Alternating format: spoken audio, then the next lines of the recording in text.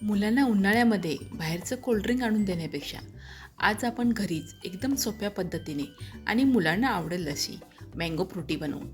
Mango Frooti बनवण्यासाठी आपल्याला छान पिकलेले आंबे आणि कच्ची कैरी दोन्हीही लागणार आहे. पिकलेला आंबा स्वच्छ धुवून त्याचं साल काढून घेतलं आणि त्याचे छोटे छोटे तुकडे करून घेतले. हे पिकलेला आंबा मी 1 वाटी घेतला आहे. त्याबरोबरच कच्ची कैरी पाव वाटी घेतली आहे. कैरीचेही साल काढून त्याचे छोटे तुकडे करून घेतले आहेत. इथे मी तोतापुरी कैरी घेतली आहे. ती फार आंबट नसते, त्यामुळे मी पाव वाटी घेतली आहे. पण जर तुम्ही गावरान कैरी घेणार असाल तर पाव वाटीपेक्षा कमी घ्या. याबरोबरच आपल्याला अर्धी वाटी साखर लागणार आहे. आता हे तिन्ही एकत्र करून मिक्सरमधून याची एकदम बारीक पेस्ट बनवून घ्यायची.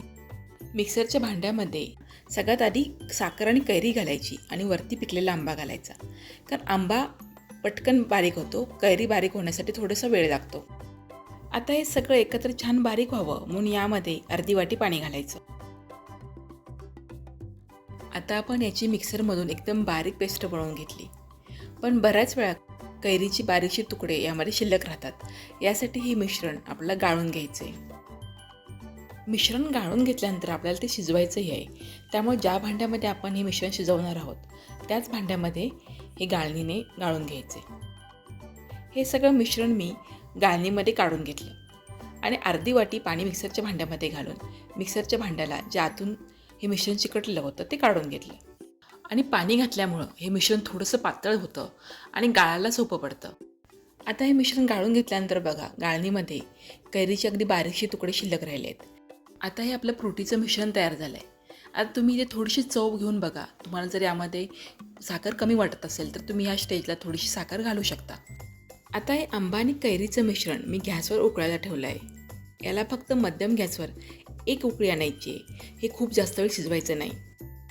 आता ही मँगो फ्रुटी तुम्ही अगदी थोड्या प्रमाणात बनवणार असाल, म्हणजे ती तुम्हाला स्टोअर करून ठेवायची नसेल, बनवल्यानंतर लगेच संपवायची असेल तर ही शिजवायची गरज नाही.